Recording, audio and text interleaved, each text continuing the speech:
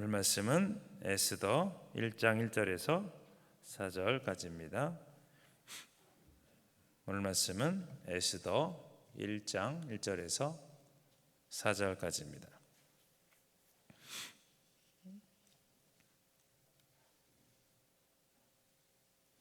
네, 우리 다 찾은 줄 믿고 다 같이 합독하시겠습니다. 시작. 이 일은 아하수에로 왕 때에 있었던 일이니 아하수에로는 인도로부터 구스까지 127지방을 다스리는 왕이라. 당시에 아하수에로 왕이 수산궁에서 즉위하고 왕위에 있은 지 제3년에 그의 모든 지방관과 신하들을 위하여 잔치를 베푸니 바사와 메대의 장수와 각 지방의 귀족과 지방관들이 다 왕 앞에 있는지라. 왕이 여러 날 곧 180일 동안에 그의 영화로운 나라의 부함과 위엄의 혁혁함을 나타내리라. 아멘. 네, 오늘은 화려함 넘어 공허함이라는 제목으로 말씀을 나누겠습니다. 네, 꼭 그런 건 아니지만 우리의 재산 목록 1호가 집이 아닌가 싶습니다. 좋은 집에 좀 좁은 집에서 살다가 이제 넓은 집으로 이사를 가면 기분도 좋고 하는데요. 새로운 그 보금자리에서 지낼 생각을 하면 마음도 즐거워지고 기뻐집니다. 그런데 그 기쁨이 영원히 가면 좋은데 그렇지 못합니다. 시간이 가면 이제 더 넓은 집, 더 좋은 집으로 이사를 가고 싶어 합니다. 시간의 흐름에 따라 이제 그렇게 변하는데요. 시간이 이토록 변화시킵니다. 근데 명예도 그렇습니다. 시간이 지나 이제 명예도 흐려지면 이제 더 높은 명예를 원하고 더 좋은 명예를 원하게 됩니다. 자, 그러면 권력은 어떨까요? 오늘 에스더서를 통해서 말씀을 통해서 한번 말씀드려보자 합니다. 그 에스더서는 그 아하수에로 왕측이 3년 되는 해부터 시작합니다. 그리고 그 장소는 페르시아 궁의 수산궁이라고 나와 있습니다. 아하수에로는 우리나라는 이제 조선 8도라고 하죠. 8도인데 아하수에로 왕은 127도나 되는 큰 나라를 다스렸습니다. 강력한 왕으로 소개되는데 왕이 된 지 3년 때 그 지방관과 신하들을 위해 180일 동안 잔치를 베풉니다. 왜냐하면 이제 영화로운 그 나라의 부함을 이제 나타내고자 함입니다. 그래서 이를 통해서 화자는 페르시아 왕군과 아하수에로 왕이 이제 부와 어떤 그런 것들을 과시적 모습을 나타내는데요. 180일의 그 잔치가 끝난 후 왕은 또 수산궁에서 이제 잔치를 열게 됩니다. 이번 잔치는 수산궁에서 이제 그 백성들을 위하여 백성을 초대하는 것입니다. 그래서 6, 7절에 보시면 대리석과 금과 은으로 만든 의자 등으로 묘사합니다. 화려함과 이제 사치함을 이렇게 나타내 주고 있습니다. 그리고 7절에 보시면 잔의 모양이 각각 다르다 이렇게 나와 있습니다. 그러니까 우리가 생각해 보면 그것은 이 잔 모두 하나하나가 수공품이다 이렇게 우리가 알 수 있을 것입니다. 8절에 보시면 또 술 마시는 법도를 이야기하는데요.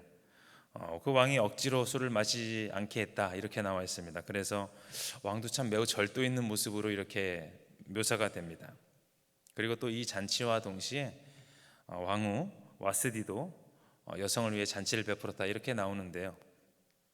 근데 그 왕후 와스디가 잔치는 굉장히 좀 간단하게 언급되는 것을 보아서 그 잔치가 절제되어 있고 또 규모 있는 잔치였다 이렇게 우리가 알 수 있겠습니다. 그런데 그 순조롭게 진행되던 그 잔치 마지막 날에 한 사건이 발생합니다. 바로 그 술에 취한 그 아하수에로 왕이죠. 왕이 왕후 와스디를 백성과 지방관들에게 보이고자 합니다. 이런 명령을 내린 것은 그 왕후가 매우 아름다웠기 때문입니다. 왕이 술에 취했지만 관리들에게 그 왕후를 자랑하고 싶어서 아름다움을 자랑하고 싶어서 그랬던 것인데요. 사실 왕은 술을 적당히 먹으라고 했지만 정작 자신은 이제 선을 넘어서 술에 취한 다음에 기분에 취한 이제 적절치 못한 그런 행동을 이제 한 것입니다. 사실 우리가 권력을 좋아하긴 하죠. 좋아하는 권력은 사실 근데 거창한 것은 아닙니다. 그러나 많은 사람들은 권력을 가진 자를 두려워하며 또 그러기에 오히려 선호합니다. 내 마음대로 되지 않는 그 세상에서 권력을 가지면 이제 내 마음대로 할 수 있기 때문에 굉장히 관심이 가는데요. 사실 내 마음대로 되는 세상은 중독성이 있습니다. 그렇기 때문에 권력이 있으면 거기서 잘 헤어나오기 쉽지 않다, 이렇게 말을 많이 합니다.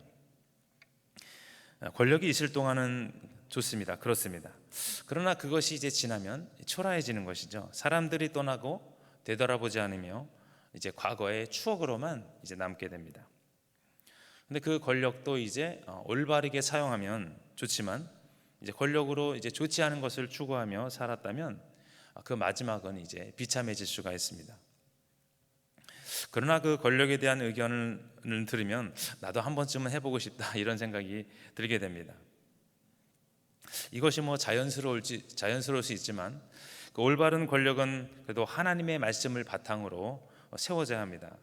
오늘 아하수에로 왕이 권력을 사용하면 그 아하수에로 왕의 권력은 하나님 뜻에 보면 참 맞는 행동은 아니라는 것을 알 수 있습니다. 그래서 욕심을 내려놓는 권력이 참 의미가 있습니다. 권력으로 남을 해를 주는 것이 아니라 바로 선을 이루는 것입니다. 그러나 일단 권력이 생기면 그 욕심을 제어하기가 쉽지 않습니다. 그래서 많은 사람들이 이것을 참 실현하다가 그러나 실패했는데요. 옳지 않는 권력들에 숨어있는 우리가 공허함을 우리가 알아야 합니다.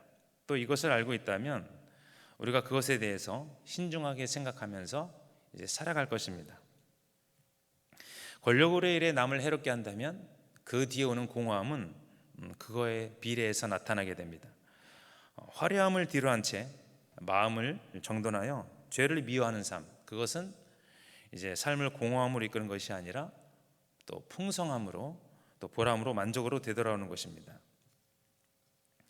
오늘 본문의 이 왕후는 그 왕의 명령을 거부합니다. 왜 거절했는지는 본문에는 나와 있지 않습니다.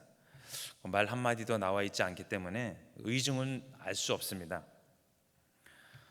사실 유대 랍비들은 그 와스디에 대해서 부정적이었습니다. 이방 여자였죠. 이방 여자는 정숙함을 요구하지 않고, 그리고 남편의 명령에 복종해야 된다, 이렇게 생각을 했는데, 오늘 그래서 9절에서 보듯이 남성들의 잔치에 여성들이 참여하는 것은 적절한 행동이 아니었습니다. 따라서 와스디가 술로 그 흥청대는 남자들 앞에서 자신의 명예를 지킨 것이고, 또 그 와스디 왕후는 남에 대해서 품위와 절제를 지키는 그런 행동을 했습니다. 그런데 이제 왕이 진노한 것이죠. 화자는 그 마음속에서 화가 불붙었다, 이렇게 표현합니다. 화가 나서 어쩔 줄 몰라서 이 비이성적으로 격양되었다, 이렇게 말하고 있습니다. 왕은 그 자기의 잘못을 생각하지 않고 127도나 다스리는 그 대제국 페르시아 왕이 자기가 아내 한 명을 다스리지 못한다, 이렇게 생각을 해서 이제 불같이 화를 낸 것입니다. 참, 그래서 술에 취해서 하는 행동이기 때문에 자기가 그 한 행동이 무리한 요구라고 생각하지를 않았습니다. 또 그 왕은 이 사례를 현자들이죠, 어진 그 내시들에게 이 상황을 어떻게 해야 될까, 이렇게 물어봤는데, 왕은 자기 아내 문제를 스스로 해결하지 못한다, 그런 인물로 나오고, 또 그 이후에 아하수에로 왕은 무슨 문제가 생기면 이제 주변인들에게 의견을 항상 묻는 그런 것이 나타나는 행동으로 나왔습니다. 네, 권력 뒤에 숨은 것이 많습니다. 겉은 화려해 보이지만 속은 그렇지 못한 것입니다. 그러나 권력이 있다고 사람의 마음을 다 움직일 수는 없습니다. 마음은 움직이는 척하나 몸은 움직이지 않습니다. 마음은 거짓말해도 몸은 거짓말을 못한다, 이런 말이 있지 않습니까? 와스디의 마음이 움직이지 않았습니다. 그 사랑이 아닌 권력으로부터 나오는 그런 강요는 사람의 마음을 움직이는데 이제 한계가 있습니다. 많은 힘이 또 필요하죠. 왕의 명령이라고 다 이루어지는 것은 아닙니다. 상처와 아픔이 있으면 그 마음은 더 열리기 쉽지 않습니다. 왕의 명령뿐 아니라 거기에 공허하고 또 화려한 법, 권력 등이 큰 도움이 될 수가 없습니다. 그 이유는 화려하고 좋은 것은 육신의 정욕과 안목의 정욕으로 공허함이 흐르기 때문입니다. 그 닫혀진 마음 앞에서는 그 좋은 것들도 참 외면시될 경우가 많습니다. 그러나 그 공허한 권력이 아닌 사랑의 능력은 다시 그 만물을 소생시킵니다. 공허함으로 눌렸던 마음이 사랑의 마음으로 이제 다시 솟게 됩니다. 그래서 권력을 행사하기 전에 하나님이 가르쳐 주신 말씀을 주는 것입니다. 하나님이 가르쳐 주신 명령을 시행하는 것입니다. 그러면 계속해서 그 흐르고 있던 아픔의 상처가 순수함과 또 치유함으로 나타나게 되는데요. 오늘 본문에 쭉 내려가 보시면 그 문무관이라는 사람이 나오는데요. 이런 행동에 대한 처리 규례에 대해서 이제 자신의 견해를 말합니다. 즉 왕후는 왕에게만 잘못한 것이 아니라 바로 백성에게도 잘못했다, 이렇게 확대 해석을 하는데요. 왕후의 일을 나라의 모든 여성이 일로 확대하여서 모든 여성이 남편을 멸시하고 남편들은 아내에 대해서 분노를 표출할 것이다, 이렇게 말을 합니다. 남성 우월주의 사상인데요. 그리고 와스대를 폐위하고 더 나은 사람에게 그 왕후의 자리를 주라, 이렇게 말합니다. 그리고 조서가 발표되는데요. 그는 왕의 어리석음을 일깨우고 왕의 분노를 잠재우는 것이 아니라 오히려 술에 취해서 바르지 못한 행동을 하는 왕의 편을 들어서 결국에는 그 정숙한 와스디를 내어 쫓습니다. 그래서 이제 자신의 왕권을 축하하기 위해 즐겁게 시작한 장치는 왕비의 폐위로 이제 막을 내리게 됩니다.